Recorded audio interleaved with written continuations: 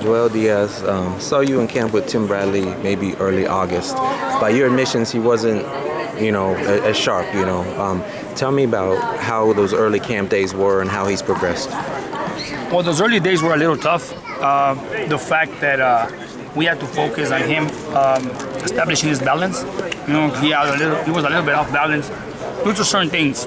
And one of them was a little bit of excessive weight, and the other one was, due to the last fight.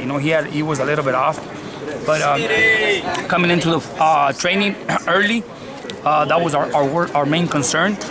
2 weeks later, he was back, and he just started getting better and better as the weeks went. And just talking to him and him telling me, Coach, I'm good, and I'll get better. And here we are. He is better than ever, ready to go. He said his last sparring session he put on a show. I mean, what was the sparring like? Well, the sparring, he did 12 rounds. He did 12 rounds with 3 different guys. And I threw in there some real welterweights, Julio Diaz was the last one to close camp with him. And Julio Diaz comes to give you work. Strong, smart, he's been in the ins and outs of boxing as well, and he is a natural welterweight. So, by that being said, we have all the confidence in the world that by the way he performed his last day of camp, there's no doubt in our mind that we're going to win this fight. Marquez is a deadly counterpuncher. How do you make sure Tim doesn't catch that incoming? Smart. You prepare for everything. There's always the plan for everything. I mean, he's a counterpuncher. We understand. Speed. Timothy has the speed. I mean, you can counterpunch a counterpuncher with speed.